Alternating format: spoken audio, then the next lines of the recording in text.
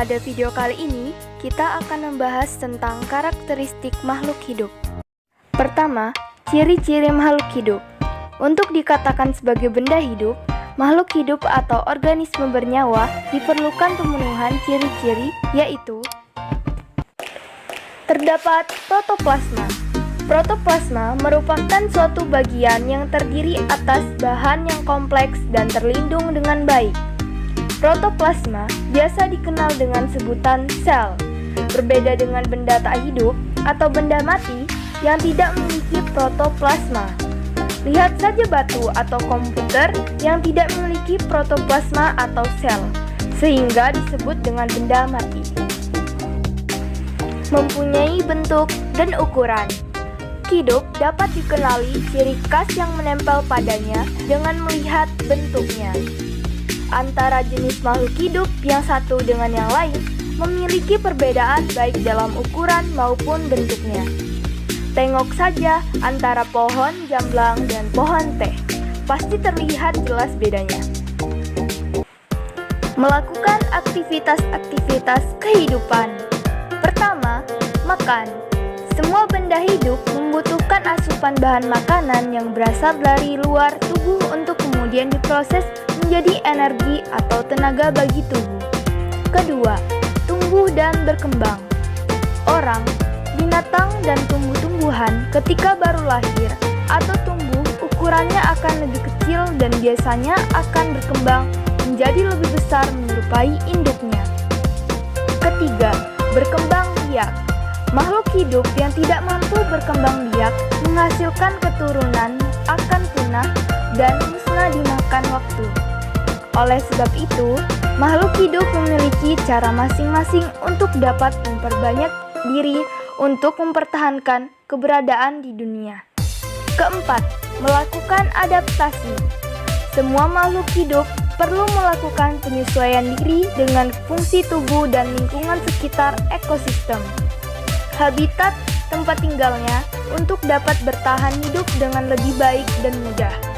Contohnya seperti hewan gurun yang tahan panas, bunglon bisa berubah warna, dan lain sebagainya. Kelima, dapat bergerak. Manusia dan hewan memerlukan kegiatan dengan menggerakkan anggota tubuh untuk berbagai keperluan seperti jalan, makan, menggaruk, berkedip, dan sebagainya. Untuk tumbuhan, tidak semuanya dapat melakukan pergerakan. Kemampuan untuk bereaksi terhadap rangsangan dari lingkungan disebut dengan istilah iritabilitas. Keenam, metabolisme. Metabolisme adalah aktivitas fisika atau kimia yang terjadi di dalam tubuh baik secara anabolisme maupun katabolisme. Ketujuh, sistem regulasi. Sistem regulasi adalah aturan sistem yang ada di dalam tubuh makhluk hidup untuk dapat hidup seimbang, serasi, dan selaras. Habitat makhluk hidup. Pengertian habitat. Habitat adalah suatu tempat di mana makhluk hidup atau juga organisme tinggal. Komponen penting dalam habitat: air, makanan, tempat. Klasifikasi habitat. Daerah habitat padang rumput. Padang rumput merupakan ekosistem yang terjadi di wilayah padang rumput. Maksudnya, interaksi yang dilakukan oleh organisme-organisme padang rumput itu dengan komponen-komponen biotik serta abiotik yang berada di lingkungannya. Ciri daerah habitat padang rumput terbentang dari mulai kawasan tropis sampai pada kawasan subtropis. Secara umum memiliki curah hujan 25 sampai pada 50 cm per tahun. Hujannya tidak teratur menyebabkan tumbuhan itu sulit untuk mendapatkan air. Mempunyai tinggi rumput bisa mencapai 3 meter, seperti rumput blue stem di India. Daerah tundra. Daerah tundra merupakan suatu bioma tempat terhambatnya suatu pertumbuhan pohon dengan rendahnya suhu lingkungan sekitar. Oleh sebab itu, daerah ini disebut dengan daerah tanpa pohon. Tundra ini terdapat di daerah wilayah sebelah utara atau yakni lingkaran Antartika. Juga ditemukan di daerah dekat Antartika, serta terdapat juga di puncak pada pegunungan yang tinggi. Ciri-ciri daerah tundra: beriklim kutub, tidak ditemukan pohon yang berukuran tinggi, banyak ditemukan lumut. Daerah gurun: untuk tumbuhan yang hidup di daerah gurun biasanya akan tumbuh dengan cara menahun, sebab tumbuhan itu kemudian akan menyesuaikan dengan kondisi daerah yang sulit terdapat air. Tumbuhan yang hidup di gurun ini biasanya mempunyai daun kecil, tebal, serta memiliki akar yang sangat panjang. Daerah hutan basah: daerah hutan basah atau hutan hujan tropika ini merupakan suatu bioma berupa hutan yang kondisinya selalu basah atau juga lembab. Hutan gugur: hutan gugur ini adalah salah satu bioma yang berupa hutan yang terletak di wilayah yang memiliki iklim tropis serta subtropis. Daerah hutan taiga: bioma taiga ini adalah bioma terestrial atau daratan.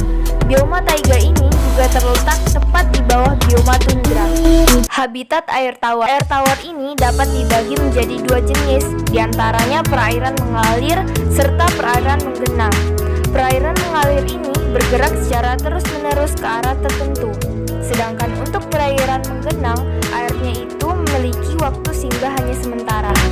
Habitat laut: ekosistem laut bisa juga disebut sebagai ekosistem bahari. Ini adalah ekosistem yang ada di perairan laut, yang terdiri dari ekosistem perairan dalam dan ekosistem pantai pasir dangkal atau litoral, serta juga ekosistem pasang surut. Adaptasi makhluk hidup: macam-macam adaptasi. Adaptasi morfologi merupakan suatu adaptasi yang dilakukan makhluk hidup melalui penyesuaian bentuk atau alat-alat tubuhnya dengan lingkungan habitatnya. Contoh adaptasi morfologi yaitu: pertama, adaptasi bentuk paruh burung atau tipe mulut serangga dengan cara makan dan jenis makanan mereka. Kedua, adaptasi bentuk kaki burung sesuai tempat hidupnya. Ketiga, adaptasi bentuk gigi pada hewan karnivora. Keempat, herbivora dan omnivora. Kelima, adaptasi ketebalan bulu sesuai suhu di tempat hidupnya, dan masih banyak lagi. Adaptasi fisiologi merupakan suatu adaptasi yang dilakukan makhluk hidup yang melalui penyesuaian fungsi kerja alat-alat tubuhnya dengan lingkungan habitatnya. Contoh adaptasi fisiologi yaitu: pertama, pengaturan tekanan osmosis pada ikan air tawar dan ikan air laut. Kedua, pengeluaran urin pada manusia sesuai ketinggian tempat hidupnya. Adaptasi tingkah laku merupakan suatu adaptasi yang dilakukan makhluk hidup yang melalui penyesuaian tingkah lakunya dengan lingkungan habitatnya. Contoh adaptasi tingkah laku yaitu: yang pertama, mimikri pada hewan. Kedua, pohon jati yang menggugurkan daunnya saat kemarau. Ketiga, keladi yang meneteskan air untuk mengurangi kelebihan air.